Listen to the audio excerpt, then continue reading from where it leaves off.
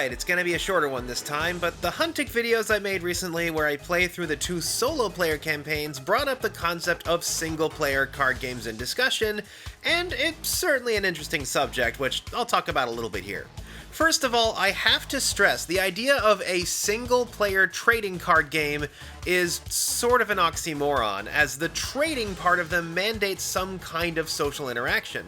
Not to say that you can't have a one-player mode in your card game, but a game aimed at solo players should probably let those players collect the cards they need easily on their own.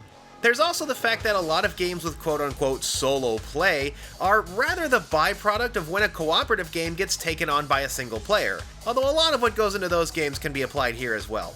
I actually really like cooperative card games like Arkham Horror or Sentinels of the Multiverse. I don't know if you've noticed, but I really enjoy the social aspect of card games, and a version where everybody is on the same team is always fun for me. Now, a solo mode in a card game is predicated on the idea that it adds value to a collection. You can't always find someone to play with after all. Especially now. And a way to give folks more bang for their buck is generally seen as a positive. The Sorcerers of the Magic Kingdom cooperative mode, for example, was developed to give the video game cards a use outside of the parks, which is the only place you can normally use the cards to play with. Some early games make this computer antagonist the role of an additional player, such as my Galactus set here, but those have largely been phased out in favor of card-based opposition, with the role of operating the opponent being more like the bank teller in Monopoly. Now, in the case of these sorts of games, it's like you're programming a computer opponent, but the thing is, it's not an artificial intelligence in the sense that it knows what's going on. It is completely in the dark when it comes to what its opponents are doing, so it's important to make a robust system that can handle it.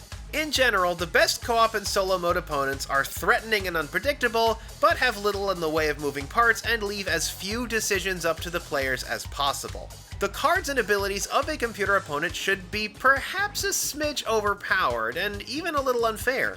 Seeing as this computer opponent is basically swinging at the dark, making the cards a bit overpowered can balance that factor out. It's not a bad idea to think of your computer as like this big brutish bull being fought against by the players who are essentially the matadors. However, unlike a bull, a computer opponent also needs to be unpredictable. A player should always risk being pushed onto the back foot on any given turn, and some sort of random event needs to play out to make that happen. Alright, this is the big one, as long as it's not a 6. Well, crumbs! Whether with a dice roll or with a shuffled deck, throwing new complications at the player is needed to keep a computer opponent challenging. A lot of the ones intended for cooperative play even have methods that scale the difficulty and danger based on the number of people playing, like adding draws to the encounter deck or making attacks more powerful. But as dangerous and unpredictable as the computer opponent needs to be, it also needs to be straightforward and simple. Players will need to concentrate on what's going on in their own game, and adding the burden of having to also play as the AI can sometimes throw that off. The Huntic solo games, believe it or not, are actually the source of some good examples of how to do this well, and how to do this maybe not so well. The lead antagonist of the Hammer of Thor challenge, Fenris, is actually pretty well designed. He works alone and is indestructible. His stat block means that he will defeat something the player has when he attacks, as the only hero with defense high enough to withstand this kind of damage is nearly impossible to get into play, requiring the player to either pray for dumb luck or build their deck around mitigation and stat buffs. Fenris is also unpredictable, as the dice roll might make him either amble around his location or leap wildly from one end of the map to the other, making planning for encounters difficult. He's also really simple, as Fenris himself is the only computer-controlled opponent that the player needs to account for, and the dice roll gives the player no influence over his actions aside from breaking ties on defense stats, which need to be higher than 3 to even matter.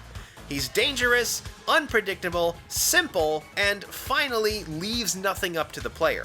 The Scheming Professor, on the contrary, is a lot more complicated. You might notice in my video how the background suddenly changes between the introduction and the actual game. It's because on my first attempt, I had made several illegal plays in my confusion over having to keep so much active in my head. The main fighting mechanic the Scheming Professor uses, where he uses his minions to stun the player's characters and then has Nordrake advance to KO all the stunned ones, rarely works as intended versus the sheer brute force of Fenris.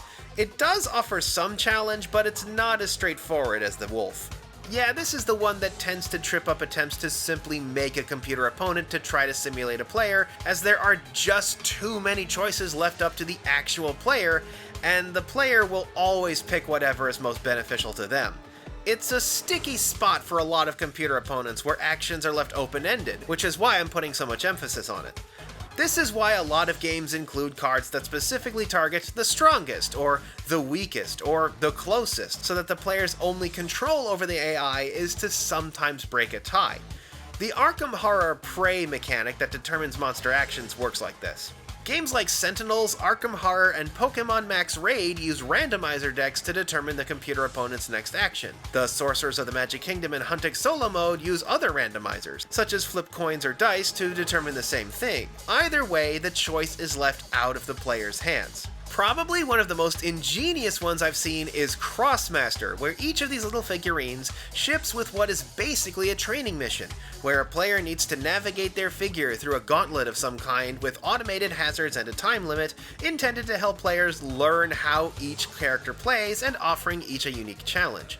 So that's the idea behind a single-player mode of a card game. Like I said, when they aren't simply a vestigial part of a co-op game, they are far from essential. Pokemon went for over 20 years without one after all. I mean, if you can come up with a stable one-player mode that adds some value and a bit of fun to your game, then by all means go for it. But don't feel pressured to go through with one if you really can't. Keep all this in mind, and you too can build a better card game. Join us next time on Errata Text.